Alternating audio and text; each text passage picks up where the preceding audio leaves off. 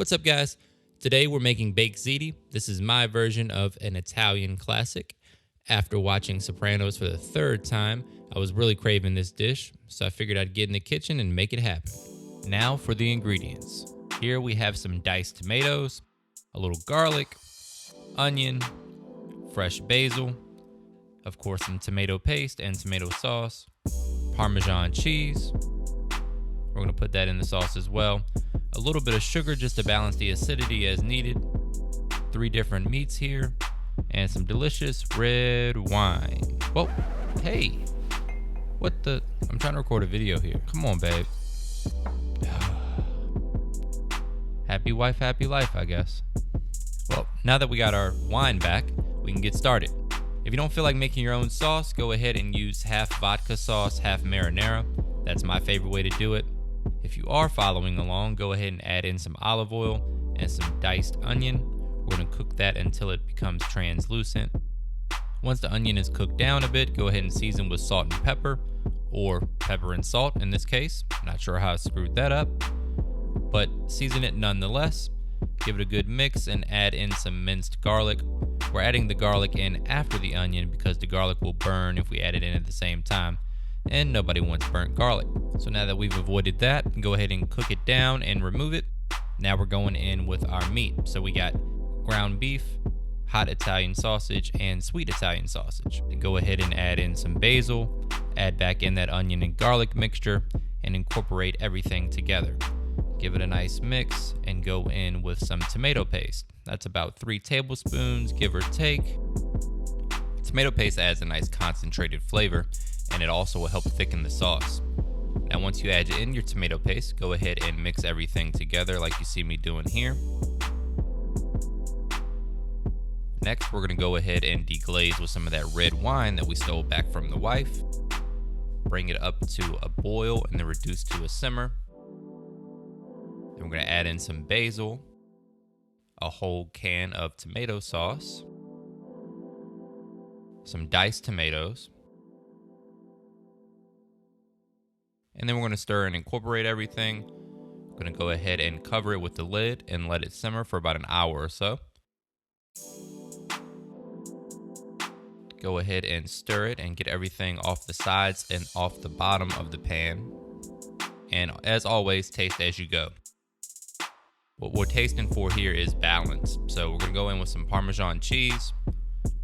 We're going to season with salt and pepper as well here in a minute.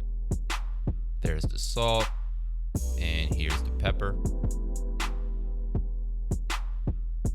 Tomatoes typically have a bit of acidity to them, so I recommend adding a pinch of sugar just to balance that out. A lot of people dump a ton of sugar in their sauce and make it really sweet. That's not really what we're going for here. It's all about balance, so make sure that you keep that in mind. Italian seasoning and onion powder going into the sauce as well. There's that pinch of sugar I was talking about. At this point, you want to stir it and taste it again just to make sure you got it right, which of course I did. Now we're on to our noodles. So heavily salt your pasta water. This is another step that a lot of people skip, but it's very important.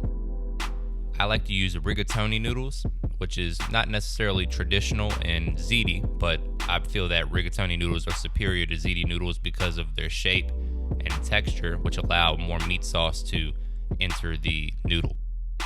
Also, something that's a little bit non-traditional here, I'm going in with half ricotta and half sour cream, mostly because ricotta kind of tastes like shit and sour cream makes it a lot more balanced of a dish.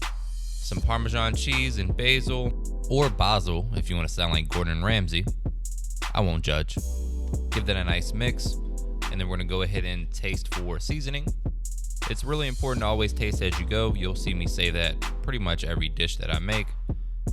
We're going to go in with some pepper, Italian seasoning, salt, and some onion powder. Give that a nice mix together, and then taste it again, of course. If it doesn't taste good before you start cooking, it won't taste good after. Now it's time to start making our ziti. So put a nice scoop of your meat sauce in the bottom of the baking dish. This is a nice thin layer just to make sure nothing burns at the bottom. This sauce can also be used for any pasta dish that requires a meat sauce.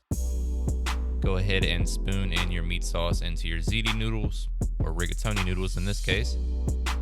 Next, we're going to add some mozzarella cheese. Make sure that's evenly distributed throughout the pasta. This is going to help add some nice pockets of cheesy deliciousness. Go ahead and spoon in your rigatoni noodles. Make a nice even layer on top of that first layer of pasta sauce. One of the beautiful things about this dish is that it freezes really well. So if you find yourself with a lot of leftovers, break out that vacuum sealer and freeze yourself some pasta for the future. Now keep spooning your noodles in there until you have a nice even layer. And then we're going to go in with our ricotta mixture that we made earlier. This is almost kind of like the steps to lasagna, but it's a ziti. So spoon in your ricotta mixture until you have an even layer. And then we're going to add one more layer of our noodles and sauce. Little action shot for you. And then we're going to go in with some more sauce just to hit any spots that look a little bit dry. Nobody likes dry ziti. Once that's taken care of, add a little bit more fresh basil, a little Italian seasoning for good measure. We're going to add a nice layer of shredded Parmesan cheese. And then finally, we're going to top it with mozzarella cheese. I really recommend the fresh mozzarella rather than the shredded mozzarella, but use whatever you have. If it's in the budget or if you can find it, buy the real mozzarella cheese. It really makes a big difference here. Then we're going into the oven. A little bit more basil. Hopefully you're a basil fan. And now brace yourself for the money shot.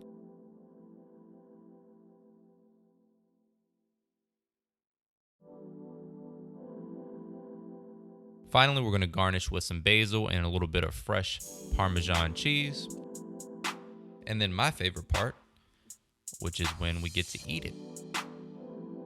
Finally get to enjoy the fruits of my labor. Or not.